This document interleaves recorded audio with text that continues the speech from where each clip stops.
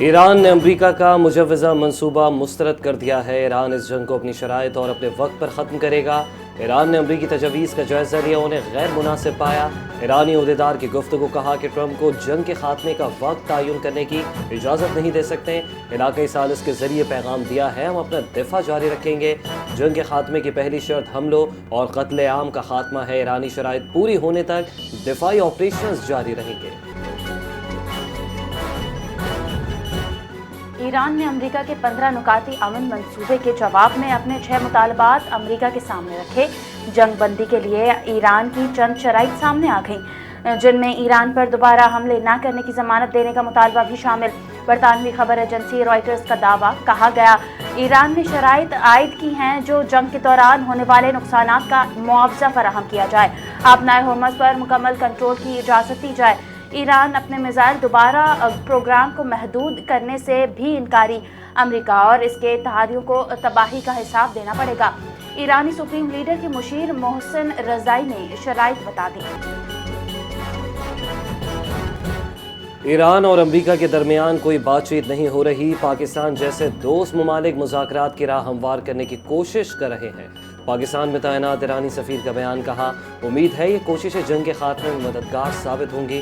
ایران جنگ کے خاتمے کے لیے پاکستان نے دونوں ملکوں کو مذاکرات کی میز پر بٹھانے کی کوششیں شروع کر دیں۔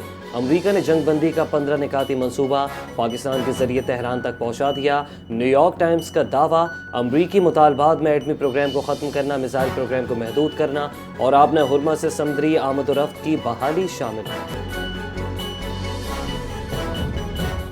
ترک صدر رجب طیب ایردوان کا صہیونی جارحیت کے خلاف دو ٹوک موقف قابل تحسین ہے۔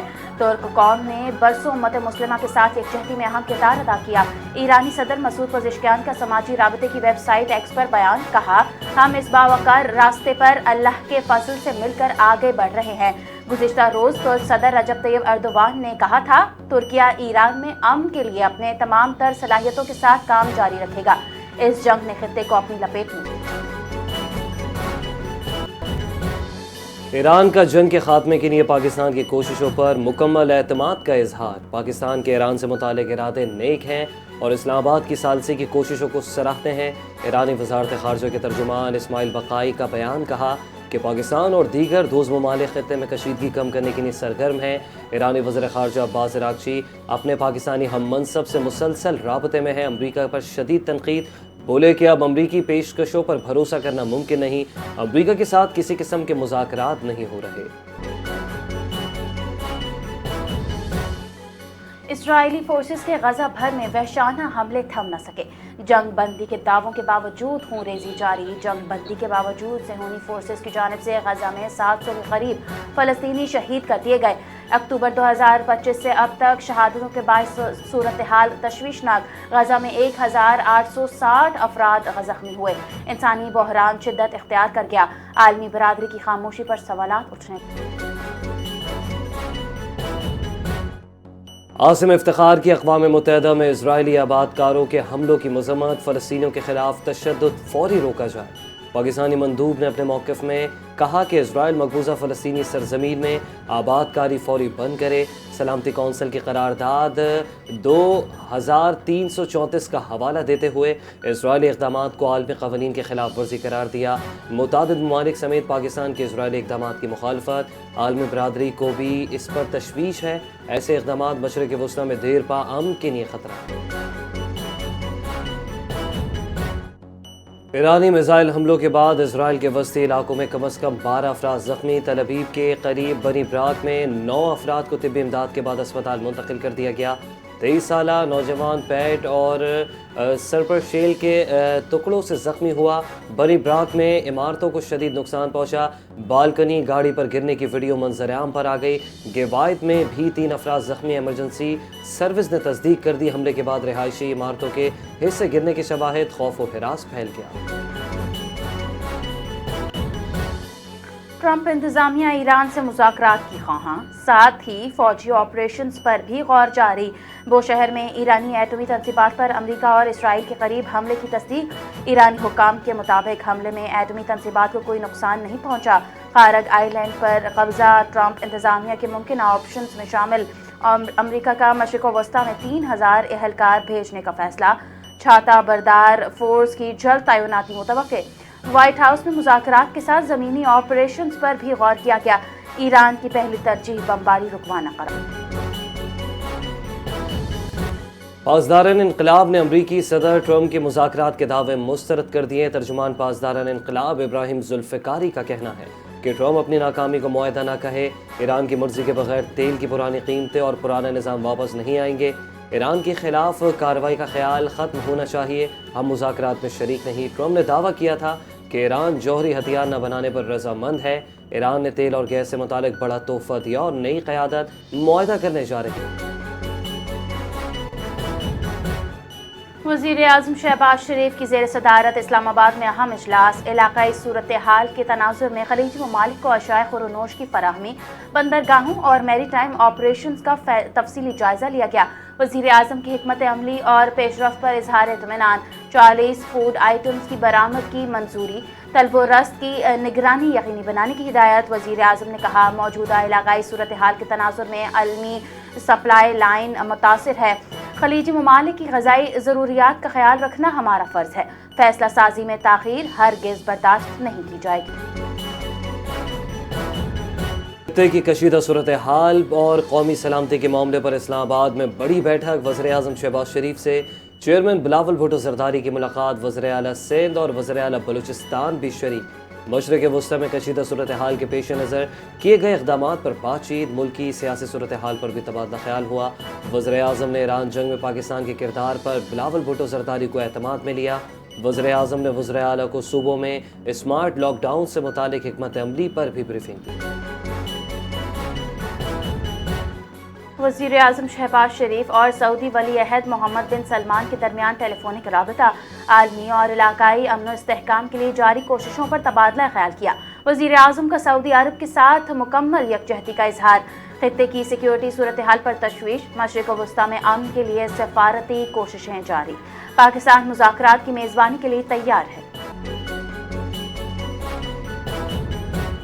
نائب وزیر اعظم اسحاق ڈار کا یورپی یونین کی اعلیٰ نمائندہ اور نائب صدر کایا کالس سے ٹیلی فونک گفتگو، علاقائی عالمی صورتحال پر تبادلہ خیال، خطے کی کشیدگی میں کمی کی اہمیت پر زور، بدلتی صورتحال پر مشاورت کا عمل جاری رکھا جائے گا، دونوں رہنماؤں کا فیصلہ۔ اسحاق ڈار نے کہا کہ امن اور استحکام کے قیام کے لیے مذاکرات اور سفارتکاری ناگزیر ہے۔ جو ملک میں انتشار کا ایجنڈا رکھتے ہیں ان کے لیے واضح میسج ہے، حکومت اب ان کو برداشت نہیں کرے گی۔ سینیٹر عابد شیر علی کا دو ٹوک پیغام، کہا جو ایران کا معاملہ چل رہا ہے اس میں پاکستان کے کردار کو دنیا سراہ رہی ہے، فیلڈ مارشل اور وفاقی حکومت کو اس کا کریڈٹ جاتا ہے۔ عابد، آج پاکستان ثالث کا کردار ادا کر رہے ہیں، کسی دور میں پاکستان کو دہشت گردی کا ملک کہا جاتا تھا، آج ہمیں ثالثی کا کہا جا رہا ہے۔ بولے، سیاسی دشمن کا مقابلہ سیاست سے کریں گے، لیکن ریاستی دشمن کا مقابلہ دوسرے طریقے سے۔ بیرون ملک پاکستانیوں کو پاسپورٹ جلد جاری کرنا اولین ترجیح ہے۔ وفاقی وزیر داخلہ محسن نقوی اور وفاقی وزیر اوورسیز پاکستانی صالح حسین کی زیر صدارت خصوصی اجلاس۔ اسپین میں غیر قانونی تارکین سے پہلے پاکستانیوں کو پاسپورٹ اور کاغذات 1 ہفتے میں جاری کیے جائیں گے۔ مجرم یا مطلوب کو پاسپورٹ نہ دینے اور اضافی عملہ فوری فراہم کرنے کی ہدایت۔ پولیس کریکٹر سرٹیفکیٹ آسان اور ترجیحی بنیادوں پر جاری کیے جائیں گے۔ حکومت کا کوٹے کے مطابق پیٹرول الاٹ کرنے کا فیصلہ، ایپ کی تیاری جاری ہے۔ ذرائع کے مطابق وفاقی حکومت پیٹرولیم مصنوعات کی راشن بندی کے لیے ڈیجیٹل نظام لا رہی ہے۔ ایپ میں رجسٹریشن کے لیے گاڑی کا نمبر، شناختی کارڈ ضروری ہوگا۔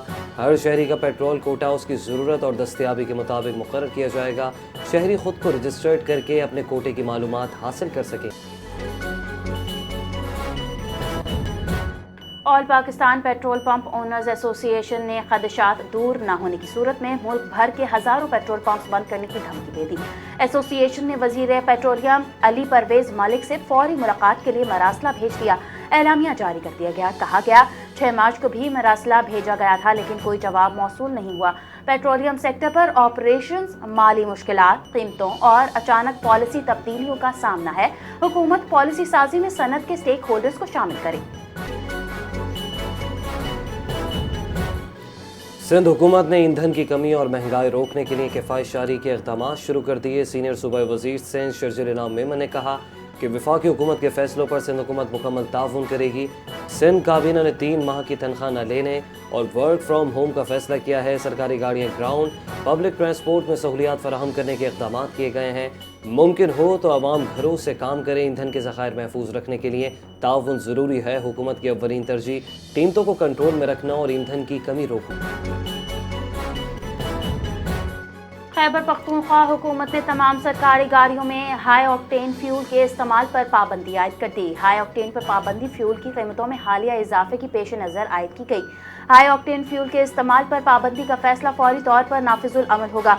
महकमा इंतजामी उमूर खैबर पख्तूनख्वा का हाई ऑक्टेन फ्यूल के इस्तेमाल पर पाबंदी का एलामिया जारी। कहा गया किसी भी सरकारी गाड़ी में हाई ऑक्टेन फ्यूल इस्तेमाल नहीं किया जाएगा। अगर किसी हाई ऑक्टेन फ्यूल का इस्तेमाल ज़रूरी हो तो मुतालिका अफसर या सिर्फ उससे अपनी ज़ाती हक जेब से इस्तेमाल किया जाएगा। सरकारी खजाने से इसकी अदायगी नहीं की जाएगी। पाकिस्तान मशरिक़ वस्ता की जंग के असरात के लिए तैयार है। चेयरमैन MQM पाकिस्तान खालिद मकबूल के MQM रहनुमा फारूक सत्तार और मुस्तफ़ा कमाल के साथ कराची में प्रेस कॉन्फ्रेंस। कहा कि मौजूदा हालात में कौम को ज़हनी तौर पर तैयार रहने की ज़रूरत है। खालिद मकबूल सिद्दीकी ने प्रेस कॉन्फ्रेंस के दौरान पाक फ़ौज के शाना बशाना आवाम की यकजहती का पैगाम भी दिया। 28वीं तरमीम फौरी लाने और आवाम को हक और इख्तियारात देने का मुतालबा भी किया। आवाम से अपील की कि वो मुत्तहिद होकर मुल्क के इस्तेहकाम और अवामी मफाद के लिए ताउन करें। सैयद जुल्फ़िकार अली शाह ने MQM पाकिस्तान के बयानी को सियासी दिवालापन करार दे दिया। MQM पर इल्ज़ाम कराची को सिंध से अलग करने की पुरानी साजिश को फ़रोग़ देना है। विफाक में शराकत के बावजूद सिंध हुकूमत के खिलाफ हर्जा सराई है। सिंध की धरती सूफियाए कराम की सरजमीन है। तकसीम का ख्वाब नाकाम होगा।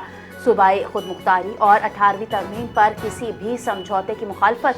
विफाकी हुकूमत अपने इत्तेहादियों से सूबाई हम आहंगी को नुकसान न पहुँचाने की वजाहत तलब करे। वज़ारत मज़हबी उमूर ने हज परवाज़ों का शेड्यूल जारी कर दिया है। पाकिस्तान से हज परवाज़ों का आगाज़ 18 अप्रैल से होगा। आज़मीन हज को हिदायत की गई है कि वो पाक हज मोबाइल ऐप के ज़रिए अपनी परवाज़ की मालूमात हासिल करें। वज़ारत मज़हबी उमूर का एलामिया जारी। हज परवाज़ की मालूमात वज़ारत की वेबसाइट पर भी दस्तयाब है। सरकारी हज स्कीम के तहत मजमूई तौर पर 468 परवाज़ें चलेंगी। इस्लामाबाद से 129, कराची से 124, लाहौर से 104, मुल्तान से 39, फैसलाबाद से 23 परवाज़ें चलेंगी। कोयटा से 18, सियालकोट से 26, सक्खर से 5 परवाज़ें चलेंगी।